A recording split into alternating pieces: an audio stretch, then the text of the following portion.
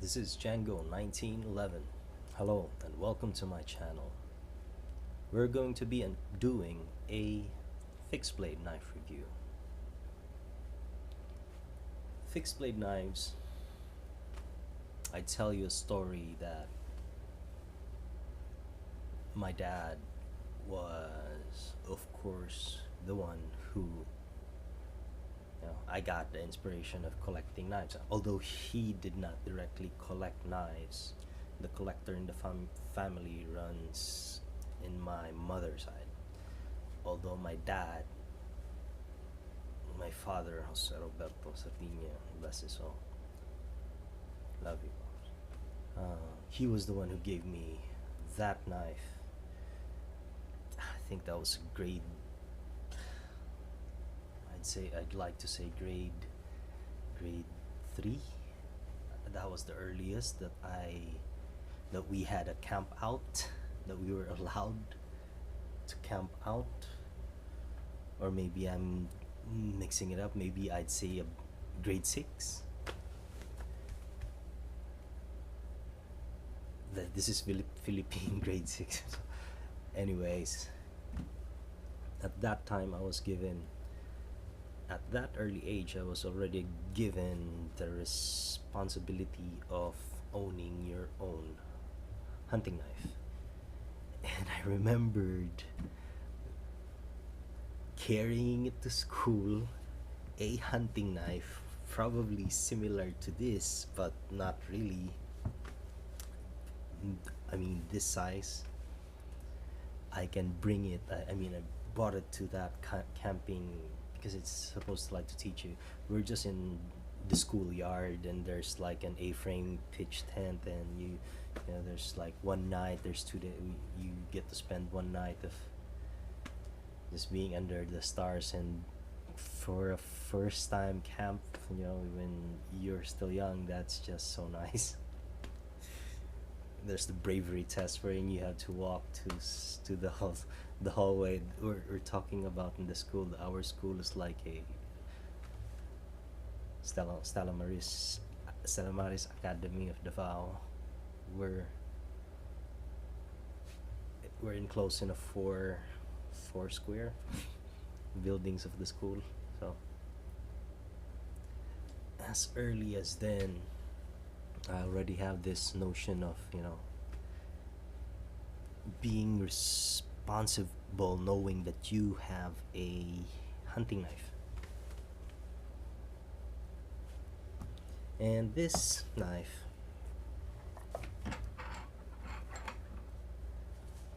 is a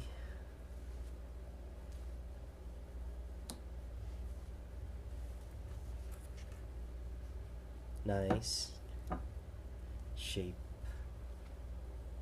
of a knife.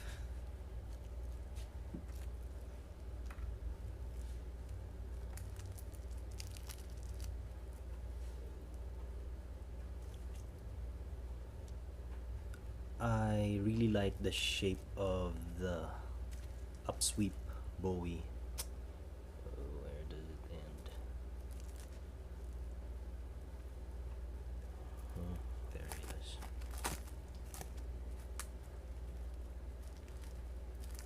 The shape of the knife is very much what would entice me to buy something. It's probably its shape. And this is that shape. It's one shape that I really like. The shape is like, of course, there's that semi-tracker, and then instead of going into a fat belly, it goes into an upsweep, like Persian. So you have, for this is, you really have good thrust capability, not just on the talon grip, but most importantly on the reverse talon. Well, I was distracted. I did not get to introduce it. See, there's a bit of rust bits there. This blade, the blade steel is D2. D2 doesn't rust much, but I mean D2 does rust. But a polished one like this one, it's got the longer rust holding, rust proofing capability. But this bolster, is this a bolster? Yeah, or the pommel and bolster, I think. Yeah. So this is Damascus. Like I always say, Damascus steel needs attention time and again. See the pattern here.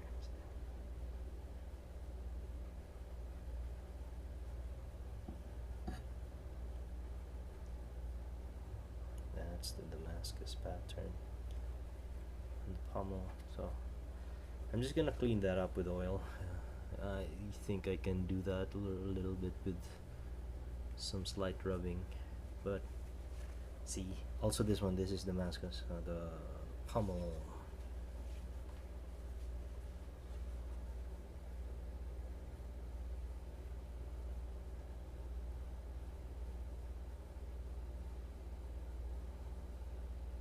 There you go. It's the pattern of the Damascus. And you can see in the center, that's the rat tail. So this is a rat tail. And that's gonna be one rod there, probably.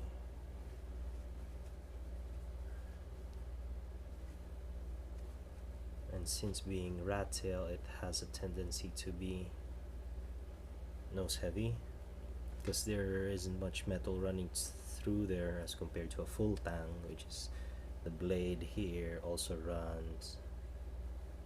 The blade here also runs through the spine. This is not a rat tail, so let's see.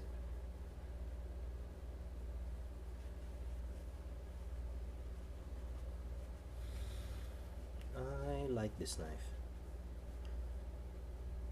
That's the main reason I got it. I have some issues with the wood. There's a slight grain of, but it's epoxied shut, so I'm hoping it won't give, because it would suck if it did. So if this is gonna be used, I mean commissioned for me, I would do something about the grips. I would probably have it tailored to my grip. As is, you don't have that feeling of being a short knife because you have a full grip, even with your plinky, and you're not maxed out at the bolster. What's that? Thumb guard. Brain freeze moments are.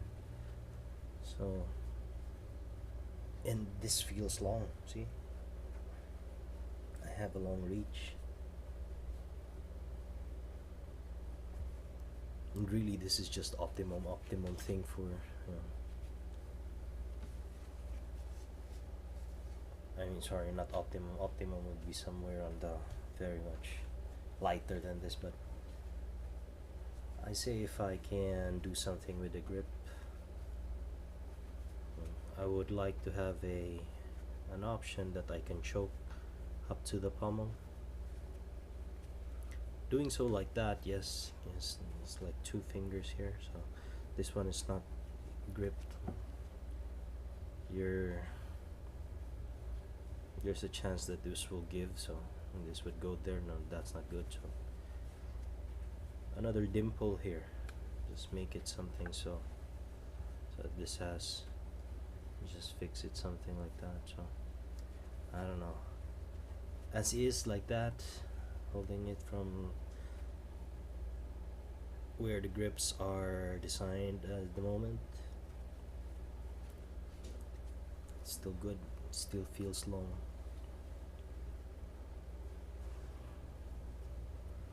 But it feels loose.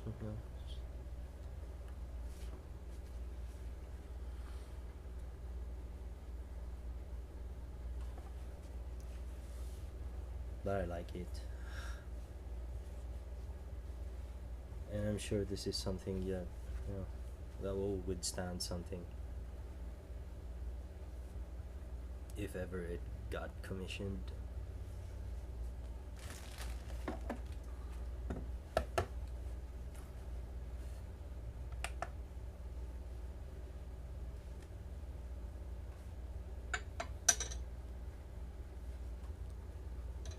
.54, 245 grams, 0.245 kilograms, 8.6 ounces.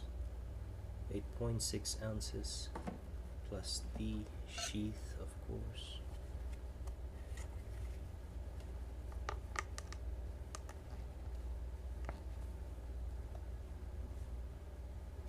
.3 ounces, 0.70 pounds, 321 grams, 0.321 kilograms, and 11.3 ounces. 11.3 ounces.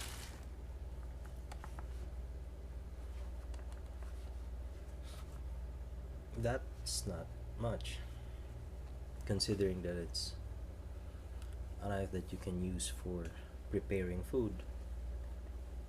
It wouldn't be that good because the cutting edge, I mean, there's chop on the cutting edge, so you won't be slicing clean. Or maybe if you just use this belly here for fish, maybe, or for potatoes and vegetables. It's not that big of a knife. It's just right where you want a... there it is. I discovered this one. If you rest your thumb here and you do a pinching grip here, everything falls in the right place. Wow.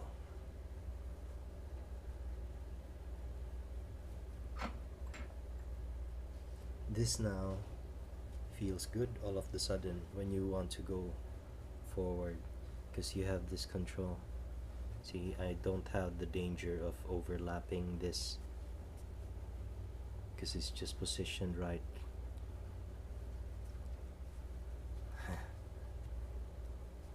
There you go.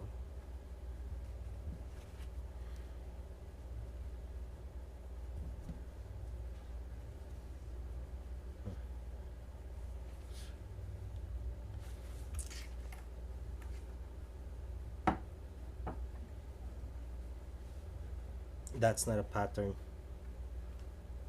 If I wipe that off, it's just gonna be a clean stainless steel blade.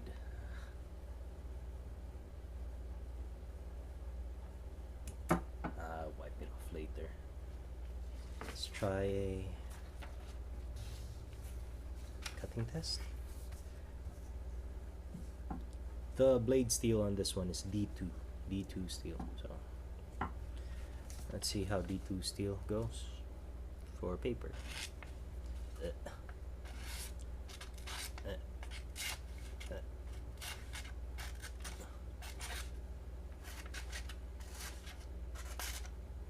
Well, the outer blade is better, but not by much, so I just wouldn't waste time on this bit.